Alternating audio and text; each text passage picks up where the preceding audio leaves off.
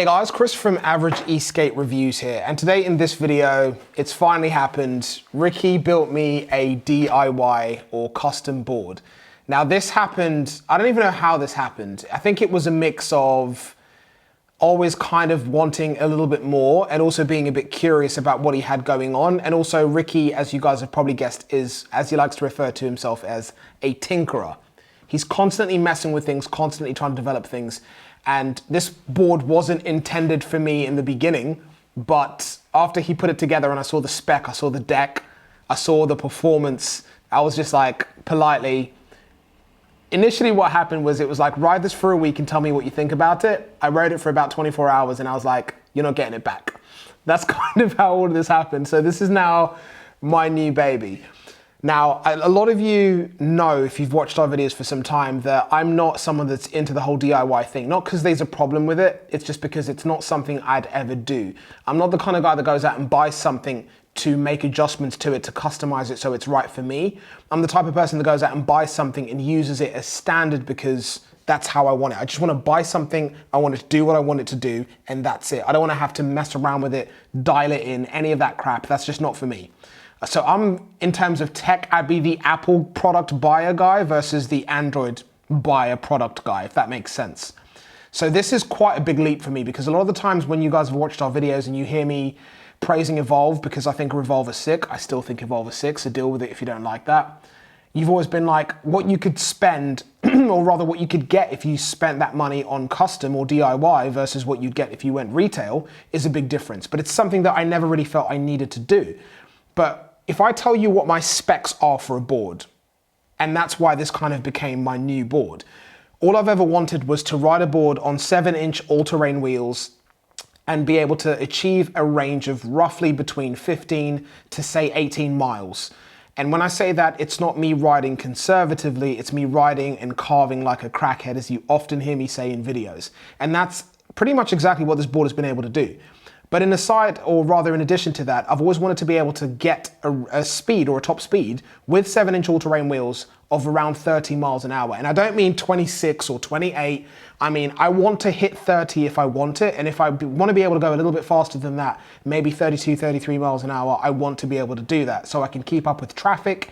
If I'm riding on a very, very long and boring straight road, I can make it fun. And this board achieves all of that. And it's the reason why after I tried it out, I knew this was the type of board for myself.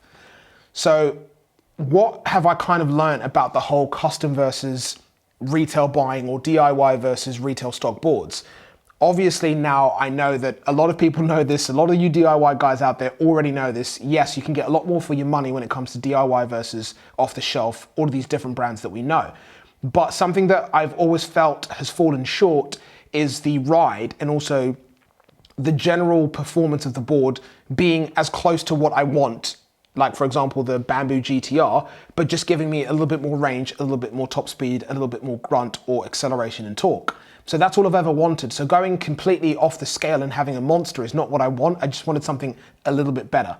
And that's what I feel that this has achieved. And it's one of those things that I guess you could say, I told you so, Chris, if you're watching this video and you've been telling me to go DIY and custom for some time, but I will never build one, nor do I ever intend to ever build one. So if I didn't know someone like Ricky, I wouldn't have a board like this because it's not something I'd try and do myself. And of course, if you guys are wondering what the power output or the wattage of these motors is 2,450 watts each motor. As we said, these aren't anywhere near full power. They're just kind of set up for the spec and the settings that I want. In terms of the actual physical size of the motors, some of the other boards that we're used to seeing, like the Onsras or the GTR Bamboos or Carbons, the motor is much fatter, much wider, but it's not as long. So it's it looks a lot more different than what you'd see on the back of the boards. But the size isn't too intrusive. If you guys have seen Ricky's DIY board, his motors are way too big. I feel like he's compensating for something or overcompensating for something. Let me know in the comments if you think I'm right. He's not in the room right now, so you can't hear me say that. A bit cheeky, but I'm just saying. But in terms of the size and the power of these motors, I don't really feel like I'm gonna need any more than this for a very, very long time. Unless I put on a ton of weight or I want a much more aggressive board. Just in case you're wondering, I thought I'd mention that. So very quickly, how does this compare to my baby, which is my GTR Bamboo, which I know a lot of you are gonna be wondering out there. In terms of VSing this against the GTR Bamboo or VSing it against the Onsra Black Carve, This does smoke both of those boards. All right, 3, 2, 1, go.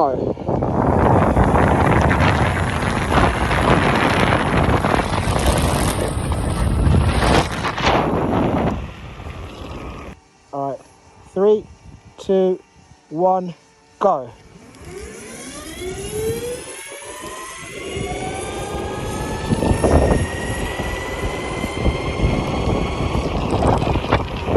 Three, 2, 1, go.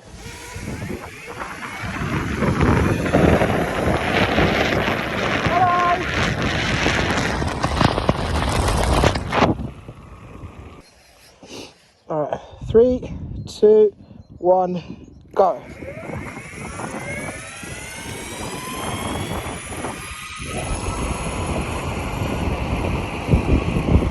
Now, I don't mean it in like a disrespectful way, because this is a different type of thing. This isn't something that you can kind of like put together very quickly. Like Ricky's done a lot of research, a lot of work, learning about different parts to find out which parts and which bits go together to be able to give you the recipe of this board. And that's come from trial and error. But the fact that we've been able to get this dialed in, there's still a lot that's not ideal with this particular build that we have, in terms of there's a lot of finishings that could look a lot better. But I'm more performance based rather than finishing based. If you saw the original pictures of this board with the 2 strips of grip tape just where your feet go, and a lot of people are upset with that because of how it looks, I get it, but that's just not what I'm like. I just want the board to do what it needs to do. I don't care what it looks like. So that's an important thing for me to mention. But the way it works in terms of the general performance, if we look at it from, I guess, the first thing I want to touch on is the acceleration. The first thing I'm going to mention is the output of the batteries, which are 12S4P batteries in this particular board here. The output that these batteries are giving us at the minute is basically not even 50% of what these batteries are capable of doing. Same with the motors, they're not set to max, because if you watch the video that Ricky posted about 10 things he wishes he knew before he built his first DIY board, he touches on being conservative with the settings of the board. You don't want motors to be overheating, you don't want motors to be too powerful that will throw you off. It's about finding out what you need and dialing in the settings of the board to be able to give you that result. And that's what's been done here. Nothing is overworking, the motors never even get warm to the touch, they get to like room temperature even when I'm carving like a crackhead or sliding, which is something that I've not experienced previously with the other boards that I've ridden. But in terms of the off-the-line acceleration, this board is pretty much on par with the GTR in terms of its acceleration, which to me was quite surprising. I thought the acceleration on this would have been wildly more superior, but of course that comes down to the settings and the way that the motors and battery are set up right now, which can be changed in the app if you need to change it. But I feel from what I'm used to and what I want from a board, this is literally perfect. So when you're off the line with a GTR Bamboo or Carbon, this is basically going to keep up with that board. But the second you cross the 20-mile-an-hour speed limit, that's when you start to see the difference. When you hit 20 with this board, it just keeps pulling to 25, to 30, to 32, to 33. Whereas the GTR with 66 tooth gear set up on 7-inch wheels kind of caps out between 18 to 22 miles an hour. So that's kind of where you see the big performance difference. Now with the Onsra, looking at this custom board against the Onsra, very similar thing there. The acceleration, depending on which rider you have on which board, all of the tests that we did off the line acceleration with this board over here, which I'm going to call my baby custom DIY, versus the Onsra and also the GTR Bamboo, we switched. So we did one where I was riding this one and then Ricky was riding the Bamboo GTR. Then when we did it with the Onsra, I rode the Onsra, Ricky rode this custom, and we switched over again just to try and make it as fair as we could. Now with the Onsra, the acceleration on the Onsra wasn't anywhere near as superior as this board or the GTR, but we've touched on that in other videos, where the Onsra takes a bit of time to get up to speed, but once it gets up to speed, it absolutely flies. Now, when we look at the acceleration with this custom board over here, the DIY, it was much quicker than the Onsra off the line. And also because the top speed of this board is better than the Onsra's, it was quicker than it as both boards picked up their speed. But now the other side of it, which is really important, is going to be the ride. This is a slight drop down deck, which is obviously, as you can see, a wood deck, which is my preference, but the drop down is something that I've never really been a massive fan on. If you remember with the Ownboard Bamboo, which had a very, very similar deck to the one over here, very slight drop down, but what that meant, similar to the GTR Carbon, without looking back, you could feel where your feet were placed on the deck of the board, which is really important when you're cruising at speed or braking aggressively. You always know where your feet are. That's what this deck has been able to achieve. It kind of gives me a sense of where my feet are, but at the same time, if you make a mistake or you have an accident on the board and you're gonna come off, that slight drop down and also the grip tape on this particular deck with the shoes that I was wearing at the time really lock your feet in. So if you want to kind of like do that whole hop off the board and run and hope you don't fall thing, with this board, with the kind of drop down at the front and also at the back, it's much harder to kind of like lift that front foot up to get running.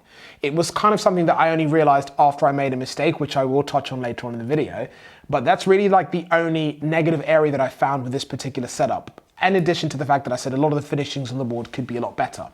But in terms of just like its general performance, its acceleration, its top speed, it's in terms of the boards that I've ridden on a daily basis and the boards that I own, right now it's the best board that I've ridden, which is incredibly shocking and probably surprising for you to hear me say. So congrats to Ricky, because this isn't something I can take credit for because I didn't make it, but so far so good. This thing's an absolute monster. Now, when we look at the ride of the board, we've covered kind of like the acceleration, the top speed, and also the range. Roughly, I'm sat somewhere between 15 and 16 miles, but bear in mind, that's not riding conservatively. That's on all-terrain wheels, 7-inch, 66 tooth gear, riding like an absolute madman, full throttling it pretty much everywhere that I can, with a top speed of, as I found out today, about 32 miles an hour, which for me is more than enough. Now, when we look at the ride, that's one of the most important things, and it's one of the things that really separates all the boards that are out there. You guys remember how much we praised the Onsra Black Carve because of how amazing of a board it was.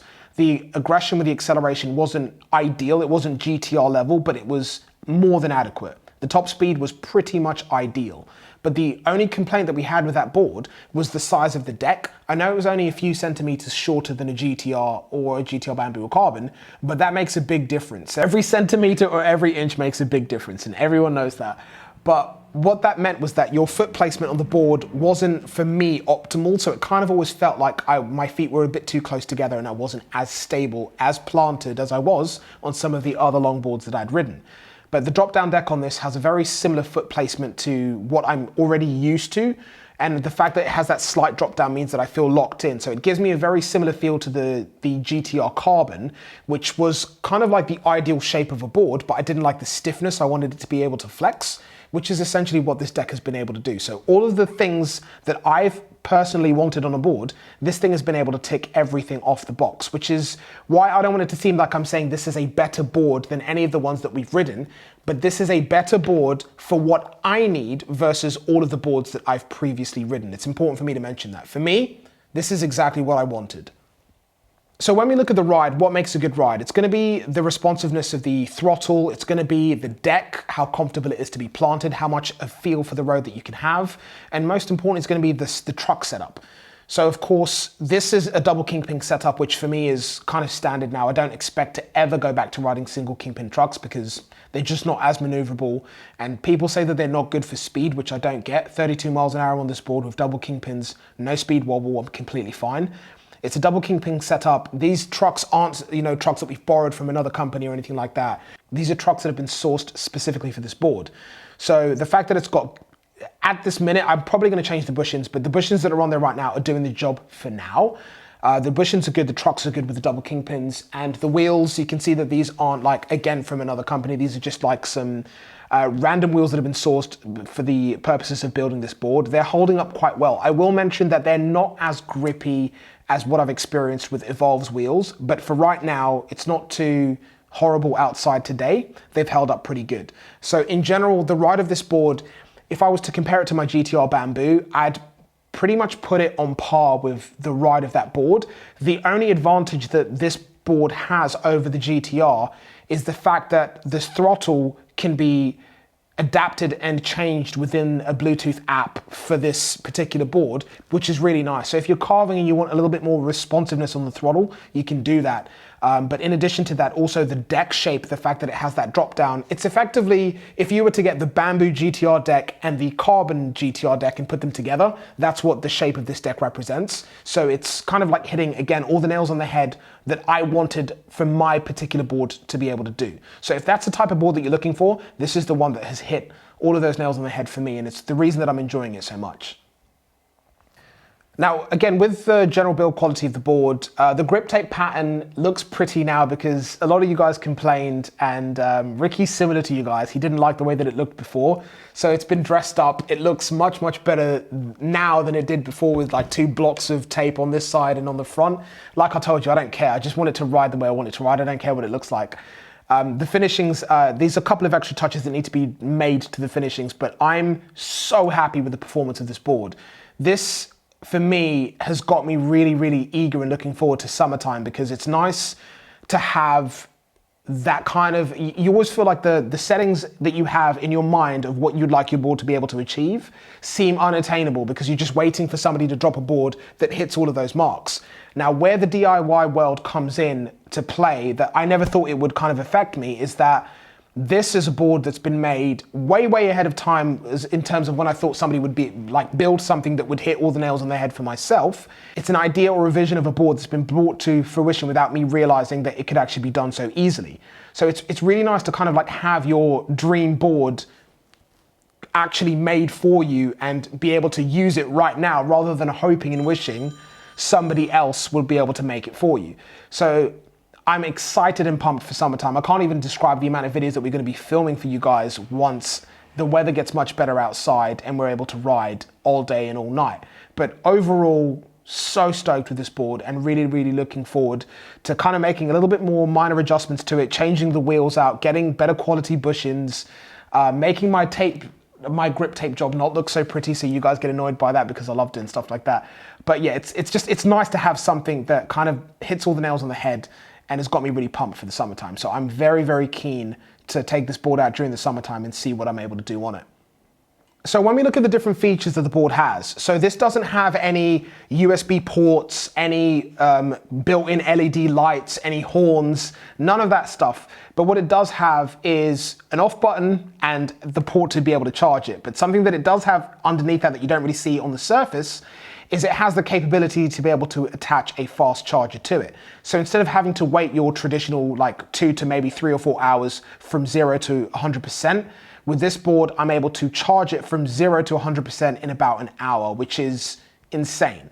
So especially on the trips that we go down to London, obviously you guys know that we're based in Cambridge, that's where this office is. We go down to London and we're riding around the Hackney Wick area. We go to the Olympic Park, and what happens very quickly after you've been riding around is that your board runs out of battery. Now, if you get to 10, 15%, you're having to wait 3 to 4 hours for a full charge. With this, an hour, that's essentially the time that will take me to have like a coffee, maybe a donut or something like that. And I can be back on the board, 100%, another 15 to 16 miles of range, riding like a crackhead. If I'm riding conservatively, riding with a group, I'd get way more range than that. But you guys know how we are, and I don't like to ride conservatively. I want to push the board to the limits. As I found out doing that with this particular board, you're not supposed to carve at 25 miles an hour. I didn't know that was a thing. I thought, why not? And on top of that, this is probably one of the negatives of having a more powerful board that's like this. I know there's the Trampers and the Savage, the Quads that are out there, but those aren't boards that you use to carve. Those are a completely different type of board. This has double kingpin trucks, 7-inch AT wheels. It's for carving, that nice drop-down deck. So that's what I was doing. But when you ride a board like this, and you come from a board where you're kind of like pushing it to the limits with 7-inch wheels and you're sat between sort of 18 to 20 miles an hour and you're carving at that speed, that becomes very normal. And there's nothing wrong with that. But when your average cruising speed switches from sort of 18 to 20 to 25 to 30, you can't carve at that speed. And when you do that, you get something called wheel bite. That's apparently something that I didn't think exists, but guess what, Chris, it does. Earlier on, while we were filming some content for this particular board, I was carving it roughly maybe 24 to 25 miles an hour. Turned a little too aggressively, wheel literally smashed into the ground and then popped back up and I went flying. And I was honestly moving at somewhere between 24 and 25 miles an hour. This is where the helmet police that are out there that we always make fun of, thank you guys for constantly moaning at us to wear helmets, because now we wear helmets in our videos. Because honestly, if I wasn't wearing a helmet when I came off the board at that time, it was funny now, but only because I got up, my watch wasn't broken, my phone wasn't broken, which was in my pocket, and I only had a tiny little cut on my elbow and a tiny cut on my jeans, on my knee, despite the fact that I ripped my knee section of my jeans completely open, and also my jacket. But if I wasn't wearing a helmet, the first thing that hit the ground when I fell off the board was the palm of my hand. I don't know how I didn't shred it. I wasn't wearing my flatland gloves, cheeky little plug, but didn't cut my hand open. And the second thing that hit the ground was my head. Very, very hard. So if I wasn't wearing a helmet, I would have been absolutely written off. So I'm glad that I was. Right now I can look back and laugh at it. I'm a bit stiff, a bit sore, but it was funny. But what have I learned? Don't carve at 25 plus miles an hour because it's stupid. Slow down.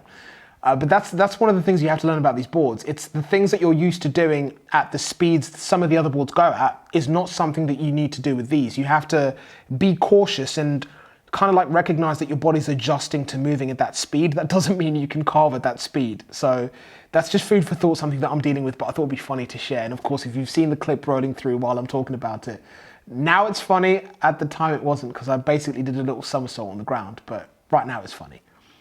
Now, really quickly looking at the remote of the board, I'm not gonna lie, the scrolly wheel remote, I don't like it. I've been riding the Evolves for too long and I've kind of adjusted to the trigger system. I really like the trigger system, and it's kind of a period of just adjustment that I have to deal with, because obviously different boards have different remotes. I could change the remote on the board and just like set up a trigger style remote with it if I wanted to, but it's not going to be the Evolve trigger. So if I've got to adjust to a new remote, sod it, I might as well just get used to the one that it has. And there's a couple of things that I'm not too fond of, like having to hold two buttons on the remote simultaneously to get it to turn off. Turning it on is just one button, very normal. But aside from that, the scroll wheel kind of boosted style remote isn't one for me, but it does have all of the display information that I'd want to see, the board percentage in terms of the battery levels, the remote battery levels, the speed I'm going at, and odometer so I can see how much range I've covered. So it has all of the information that I want, and it is a lot more customizable because it is a DIY board. So you can go into the settings of the remote. I could switch off one of the motors if I wanted to and run on one motor, for example. The options of what you can do in the settings and also on the app that's on your phone with this board is essentially endless. So I'm not going to go into the details of that, but if you want a separate video where I really break down the mechanics of what this board does, like a review after I've had it for a bit longer, I'm more than happy to do that. Just comment down below and I'll go ahead and get that shot up for you guys. But so far so good. I'm really, really enjoying this board, and it's kind of caught me by surprise because you guys know that I said I'd never go DIY because that's not my thing. Technically, I've not gone against what I said because I didn't build it, but still, I really like it. But if there's anything that I've missed in this video, any more information that you want me to go into, if you want to see a full review of this board once I've had it for a little bit longer and I've had a little bit more time to put more miles on it, comment down below and let me know that you want to see a review or an overview of my essentially custom DIY board that Ricky has made me very, very, very kindly. But of course, I know these are a couple of things that I've left out of this video. For example, like the price, how long it took him to make it. That's stuff that I feel that needs to go into the review. So if you want to see that video, comment down below, let me know. But as always, guys, a big thank you for watching this video all the way to the end. Like, comment, subscribe. Make sure that you turn the notification bell on so you can stay up to date with all of the videos that we post. And aside from that, big thank you to Ricky for making this possible for myself. And I'll catch you in the next one, guys. Peace.